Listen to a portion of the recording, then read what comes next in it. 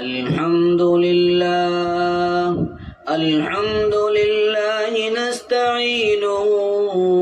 ونستغفره ونؤمن به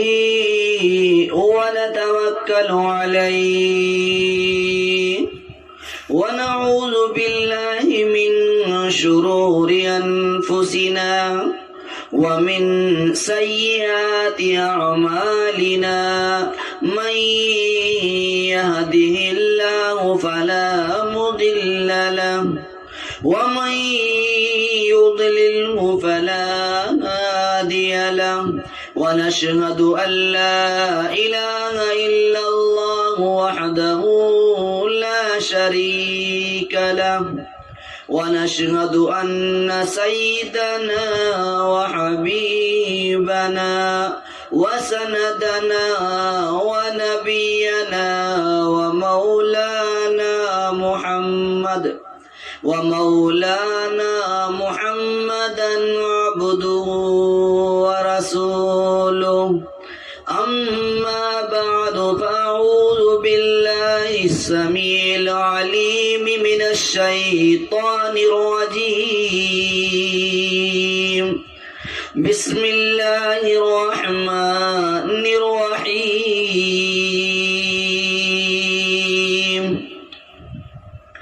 الرجال قوامون على النساء بما فضل الله بعضهم على بعض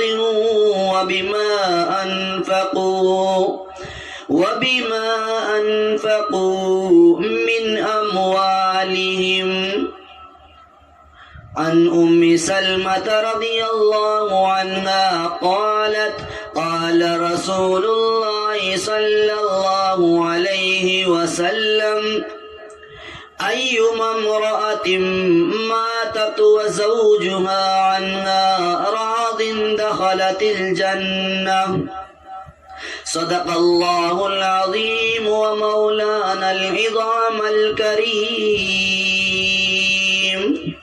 ونحن على ذلك لمن الشاهدين والشاكرين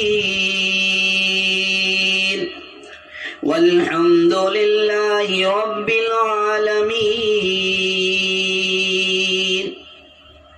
تمام حضرات اخلاص اور محبت کے ساتھ درود شریف پڑھ لیں۔ اللهم صل على محمد وعلى آل محمد كما صليت على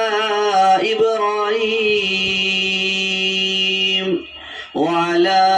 آل إبراهيم إنك حميد مجيد اللهم بارك على محمد وعلى آل محمد كما باركت على إبراهيم وعلى آل إبراهيم إنك حميد مجيد۔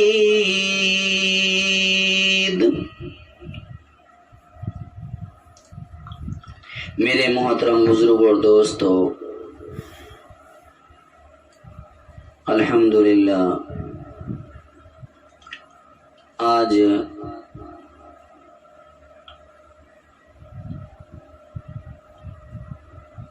میں اسلام کے اندر میاں بیوی کے جو حقوق ہیں ان میں سے آج خاوند کے جو حق ہے، بیوی کے اوپر جو خاوند کے حقوقوں کی ذمہ داریاں ہیں،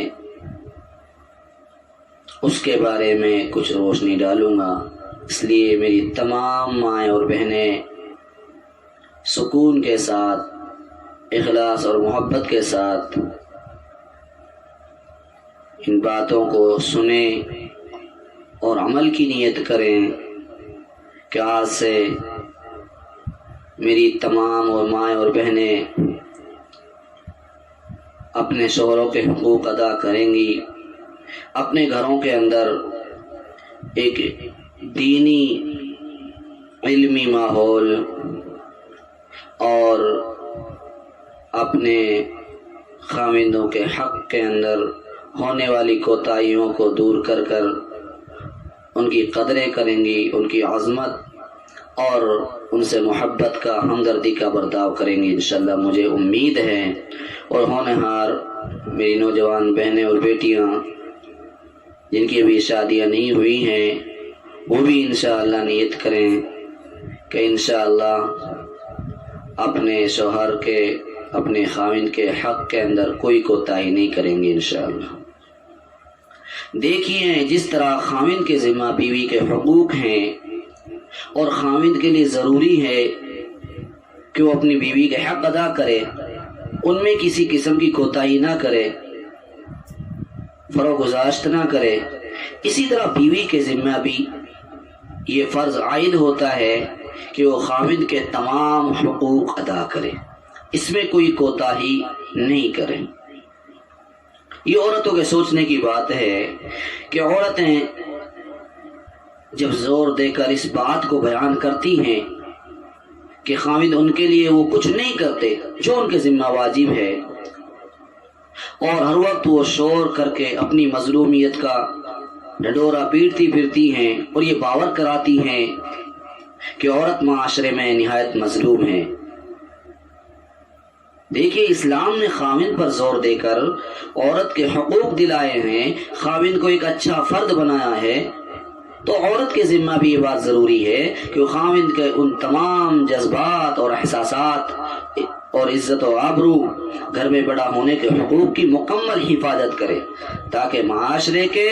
دونوں رکن مل جل کر ایک پاکیزہ صاف ستھرا ماحول پیدا کرے۔ میری مسلم مائیں اور بہنیں ذرا غور کریں، اسلام کے اندر بہترین عورت وہی ہے کہ جو اپنے شوہر کے حقوق ادا کرنے میں کوتاہی نہ کرے، جو اپنے نماز، روزہ اور دینی تمام جو ذمہ داریاں ہیں، دینی فریضوں کو انجام دینے کے ساتھ ساتھ اپنے شوہر کی اطاعت بھی کرے، جبکہ اللہ تعالیٰ نے عورت کا رزق اور دین اور دنیا دونوں کی آسائشیں شوہروں کے قبضوں میں رکھی، شوہروں کے قبضہ میں رکھی ہیں، ذمہ داریوں میں رکھی ہیں، اور رزق کے لیے ایک مرد ہی کو اس کا وسیلہ بنایا ہے۔ شوہر پر نان اور نفقہ فرض قرار دے کر کس قدر حقوق قائم کیوں کیے، کیسی کیسی سہولیتیں اپنی شوہر کی طرف سے اپنی بیوی کے لیے پہنچائی، اور دخول جنت بھی انہی کے حقوق کی ادائیگی اور رضامندی پر فائز کر دیا۔ فرمایا کما جاء فی الحدیث، جیسا کہ حدیث کے اندر ہے، فرمایا پھر ان کے حقوق کی عظمت کا کیا ٹھکانا۔ اب اسی طرح عورت کو چاہیے کہ اپنے شوہر کو مثل لونڈی کے تصور کرے، اپنے آپ کو اپنے شوہر کے لیے مثل لونڈی کے تصور کرے، اور اپنے شوہر کو اپنے لیے اپنا آقا سمجھے، ایسا وسیلہ جلیلہ کی رضا جوئی کو عین ایمان جانے۔ اور اگر بالفرض کسی وقت تشدد بھی کر دے تو اپنے دل کو سمجھائے، تو ایسے ولی نعمت کے تشدد کو صبر سے سہے، یہ نہیں کہ خواہ مخواہ اپنے شوہر کی شکایتوں کا پل باندھ دے۔ یہ بہت بڑی ناشکری ہے جو عورتوں کی جبلت میں رکھی گئی ہے، حتی الامکان اس سے اجتناب واجب ہے، بچنا چاہیے۔ اور جہاں میری آواز پہنچ رہی ہے، اگر مرد حضرات بھی سن رہے ہوں، ان کو بھی چاہیے کہ اپنی بیویوں کی ناشکری سے کوئی اثر نہ لیں، کیونکہ یہ خصلت ان کی جبلت میں ہے جس کا ازالہ بالکل ممکن نہیں۔ ذرا غور کریں میری پیاری مائیں بہن، حدیث شریف میں ہے کہ آپ صلی اللہ علیہ وسلم نے فرمایا، میں نے 2 زخمیں اکثر عورتوں کو دیکھا۔ عورتوں نے عرض کیا، یہ کیوں؟ ایسا کیوں ہے اللہ کے رسول؟ آپ نے فرمایا کہ عورتوں کی طرف سے ناشکری کی وجہ سے، کہ عورتوں کی وجہ سے زیادہ تر ناشکری پائی جاتی ہے۔ اگر مرد عمر بھر اس کے احسان کرتا ہے، پھر ایک کام بھی اس عورت کی منشا کے مطابق نہ کیا تو ناشکری سے جھٹ بول اٹھتی ہے، میں رأیت منک خیرا قط، میں نے تمہاری طرف سے آج تک کبھی ذرا سی بھلائی بھی نہیں دیکھی۔ ذرا غور کریں، نیز حدیث شریف میں ہے کہ بے جا اور ناحق معمولی باتوں پر جھگڑنے والے اللہ کے دشمن اور اللہ کے نزدیک بہت مبغوض ہیں۔ اللہ کے نزدیک زیادہ جھگڑنے والے مبغوض ہیں۔ اللہ تعالیٰ فرماتا ہے الرجال قوامون علی النساء، مرد عورتوں پر حاکم ہیں اس سبب سے کہ اللہ نے بعضوں کو بعضوں پر فضیلت دی ہے، اور اس سبب سے کہ مردوں نے اپنے مال خرچ کیے، وَبِمَا أَنفَقُوا مِنْ أَمْوَالِهِمْ، اس سبب سے کہ مردوں نے اپنے مال خرچ کیے۔ تو میری پیاری مائیں بہنیں، اس آیت کریمہ میں اللہ تعالیٰ نے مردوں کو عورتوں پر دو وجہ سے فضیلت دی۔ پہلی فضیلت، مرد عورتوں سے قوی ہوتے ہیں، دوسرا یہ کہ مرد اپنا مال بال بچوں پر خرچ کرتے ہیں۔ مرد کی توانائیاں ہر شعبہ میں عورت سے زیادہ ہوتی۔ مرد کرتا ہے جو کام بھی کرتا ہے، زیادہ تر نظروں میں آتے ہیں جہاد کے میدان میں زیادہ تر مرد جاتے ہیں، جیسے کہ آج کی اس دور کی اصطلاح میں فوجی صلاحیتوں کا حامل مرد ہے۔ کسی طرح سے دوسرے ملکوں سے دفاع کی کوئی صورت آتی ہے، زیادہ تر مرد حضرات ملتے ہیں۔ محنت و مزدوری مرد کرتے، کھیتی باڑی مرد کرتے ہیں، غرض ہے کہ علمی، عملی، دینی، ملی، سیاسی، زراعت، تجارت، دفاعی اور اس طرح کے تمام اہم کاموں کو مرد ہی نبھا سکتا ہے۔ اللہ تعالیٰ نے ان بنیادوں پر مرد کو عورتوں پر بالادستی عطا فرمائی ہے۔ ظاہر بات ہے کہ عورت خلقت کے اعتبار سے کمزور ہے، اس میں بھاری بھرکم کام کرنے کی صلاحیت ہی نہیں، کھیت میں ہل نہیں چلا سکتی، ٹوکری اٹھا کر سارا دن محنت و مزدوری نہیں کر سکتی، اس لیے گھر جیسی ہستی اور گھر جیسا ٹھکانہ اللہ نے عورت کو دیا،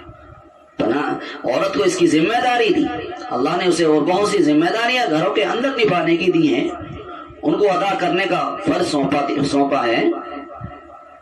تاکہ عورت معاشرے میں ایک حسین کردار ادا کر سکے۔ ذرا غور کریں میری پیاری مائیں بہنیں، یہ غور کرنے کی بات ہے، ذرا ذہن نشین کر لیں۔ مرد عورتوں پر اس لیے حاکم ہیں کہ حکومت جو کی جاتی ہے اس کے اندر سیاست ہوتی ہے، اور بغیر سیاست کے حکومت قائم نہیں ہو سکتی، لہذا ایسا نہ ہو کہ شریر عورتیں اپنے یہ حقوق اور لطف و کرم کو دیکھ کر تمہارے سر پر چڑھ جائے اور سر پر سوار ہو کر جاؤ بھیجا کرنے اور منوانے پر آمادہ ہو جائیں، تمہارے لیے اذر پیدا ہوں، فتنہ پیدا ہوں، زیادہ نقصان دہ ثابت ہوں، شیطان کا جال بن جائیں، پھر تم عبد الزوجہ یعنی جوروں کے غلام، بیویوں کے غلام اور شتر بے مہار ہو کر رہ جائیں۔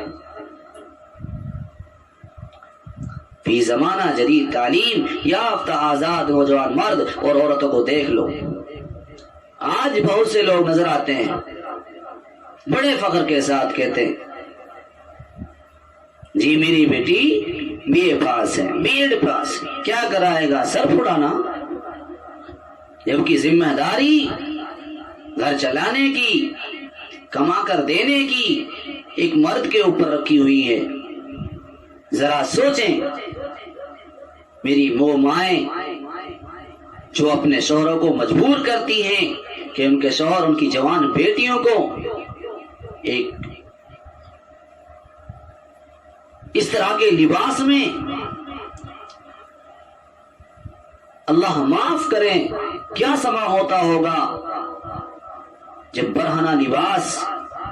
جس لباس کا پہننا اور نہ پہننا برابر ہے، اس طرح کے لباس میں ہماری مائیں اپنی بیٹیوں کو بنا سوار کر پھر شوہروں کو ذمہ داری دیتی ہیں ان کو چھوڑ کر آیا جائے، ان کو اسکول اور کالجوں میں چھوڑ کر آئیں۔ کیا اس سے سماج کے اندر، معاشرے کے اندر برائی پیدا ہوں گی یا اچھائی پیدا ہوں گی؟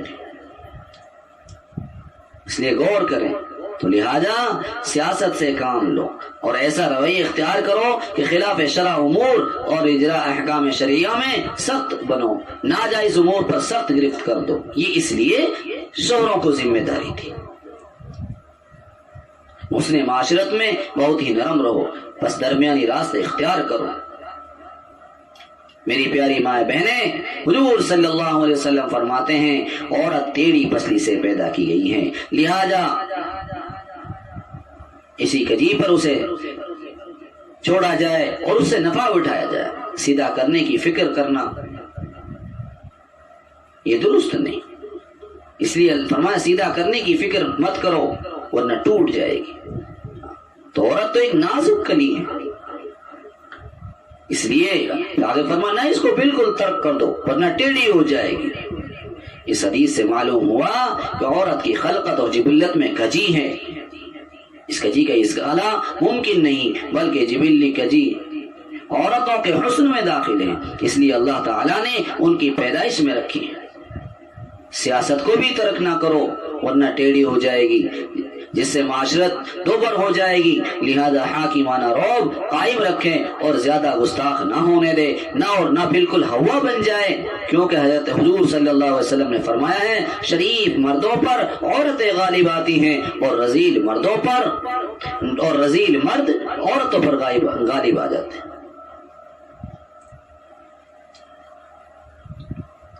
ذرا غور کریں،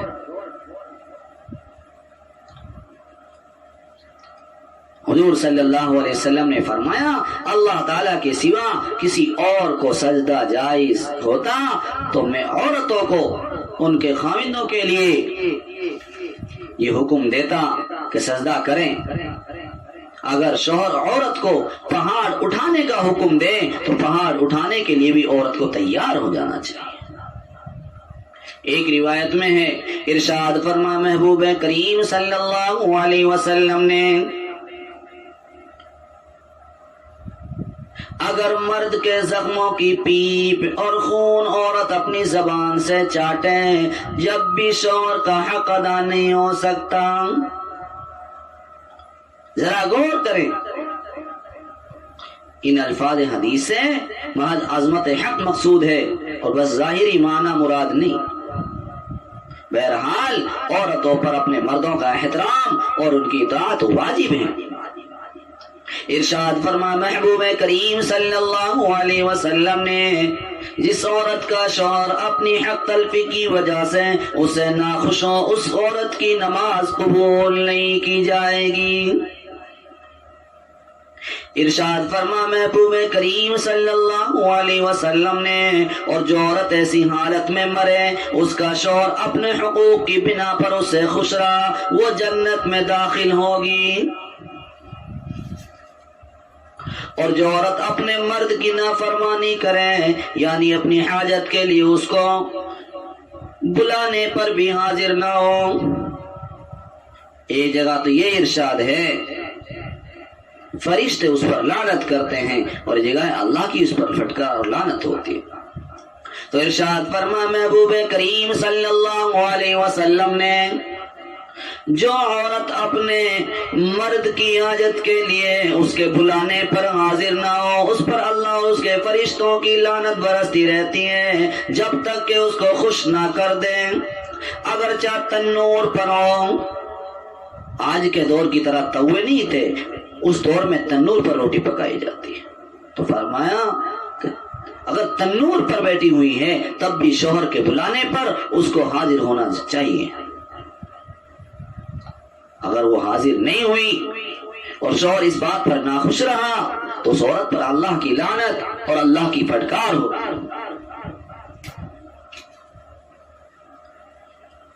میری پیاری مائیں بہنیں ذرا غور کریں، حدیث شریف کے الفاظ کتنے واضح ہیں۔ حضرت ام سلمہ رضی اللہ عنہا روایت کرتی ہیں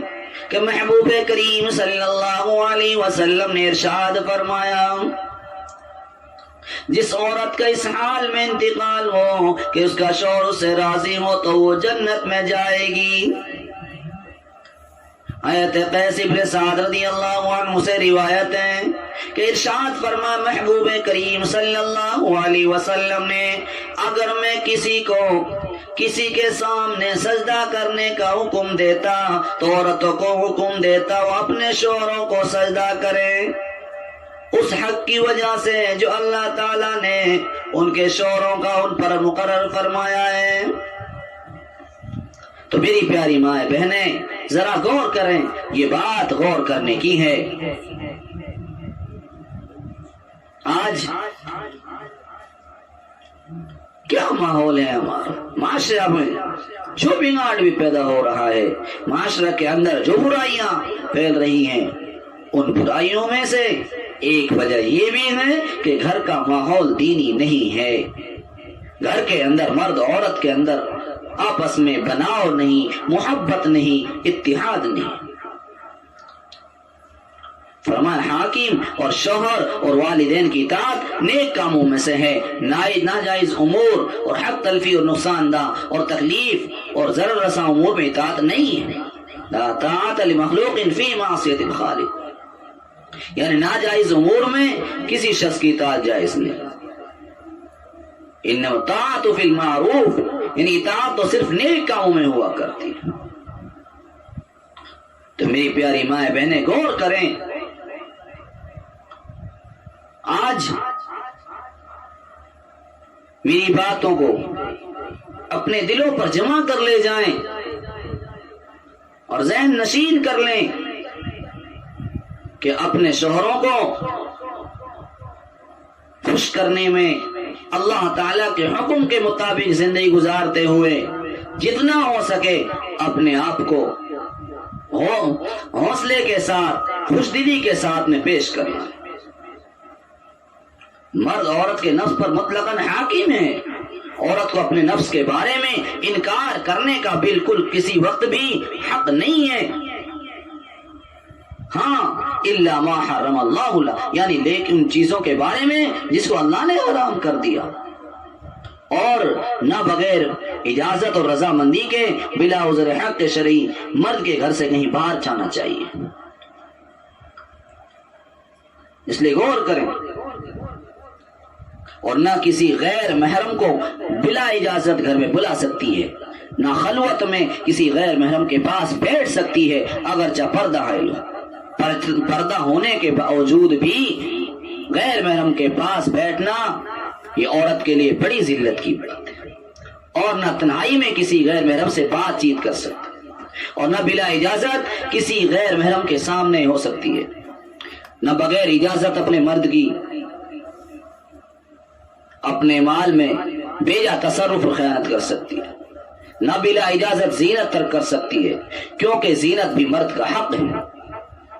جسے مرد کی زینت عورتیں، ایسے ہی عورت کی طرف سے ملنے والی خوشی بھی اور عورت کی زینت بھی یہ مرد ہی کے لیے، یہاں تک کہ نہ مرد کی بغیر اجازت کے اپنے شوہر سے اجازت نہ ملنے کی وجہ سے جو عورتیں روزہ پڑھ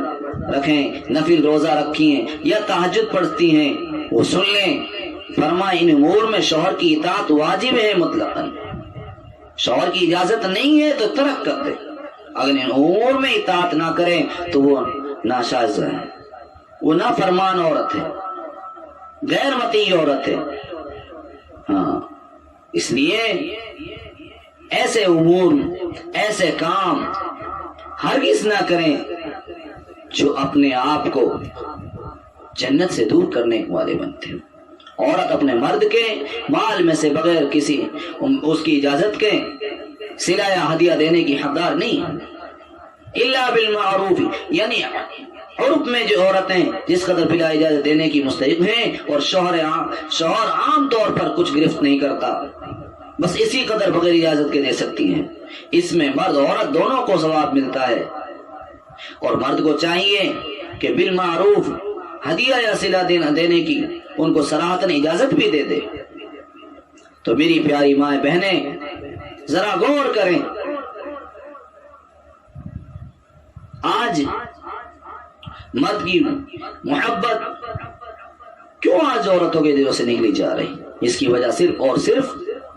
گھر کے اندر دینی ماحول نہ ہونے کی وجہ، اپنے بچپنے سے لے کر اور زندگی کے اس آخری مرحلے تک دین سے دور رہنے کی وجہ۔ اس لیے غور کریں کہ مرد کی بالادستی کی دوسری وجہ یہ بیان فرمائی کہ یہ اپنے مال سے بیوی بچوں اور قربہ کے تمام اخراجات برداشت کرتا ہے۔ مرد بیوی بچوں کے معاش کے لیے دن رات محنت کرتا ہے،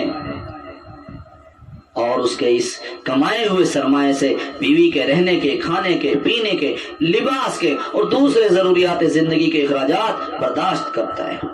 جو جو گھر میں ضروریات بڑھتی جاتی ہیں وہ سب مرد کے لیے چیلنج بنتی ہیں، اور وہی ان کے انتظامات کرتا ہے۔ اولاد ہوتی ہے تو اس کی خوراک کا مسئلہ، لباس کا مسئلہ، تعلیم کا مسئلہ، صحت کا مسئلہ، خود بیوی کی صحت کا مسئلہ، ان تمام مسائل کا حل مرد کے ذمہ ہے۔